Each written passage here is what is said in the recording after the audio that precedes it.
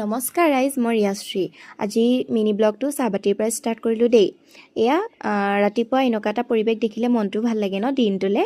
আৰু এই অকণমানিজনী চাইকেলখনৰ লগতে লাগি আছে ৰাতিপুৱাৰ পৰা। তাকে অলপ ধমকি দিলোঁ পঢ়িবলৈ। আৰু এয়া দেখিছে নহয় তাই ফটোৱামিবোৰ। আৰু এয়া ৰাতিপুৱা চাহৰ জুতি দেই। মই বাৰু চাহ নাখাওঁ। এয়া ভিডিঅ' নিজৰ মালিকনীজনীক জানো নেদেখালে হ'ব, তাকে অলপ দেখাই দিলোঁ। এয়া হৈ গ'ল বাৰ্থডে গাৰ্ল, কিবা খাই আছে। আৰু ধমকি দিয়াৰ কাৰণে তাই অলপমান কিতাপ বহীখন উলিয়াই পঢ়িবলৈ ল'লে। আৰু মামা ছোৱালী মাজুজনী যিহেতু বাৰ্থডে, সেইবাবে বাৰ্থডে বুলি তাই কমলা পুলি এটা ৰোপণ কৰিছে ঘৰতে। ৰাতিপুৱাই গুৰুজনাৰ গান শুনি আমি বহি আছোঁ ধুনীয়াকৈ সকলো, জুবিন গাৰ্গে গোৱা তেওঁ। আৰু এয়া আইতাহঁতে টিভিটো লগাই চাহ খাবলৈ ল'লে। নমস্কাৰ ৰাইজ, এতিয়া আমি যাবলৈ ওলাইছোঁ বাৰ্থডে গাৰ্লৰ কেকটো আনিবলৈ। এই ওচৰতে সৰু বেণ্ট কেক এটা অৰ্ডাৰ দি থৈছিলোঁ কালি গৈ পেলাই, তাকে আনিবলৈ গৈছোঁ। আপোনালোকে একদম লাষ্টলৈকে মিনি ব্লগটো চাই থাকিব দেই।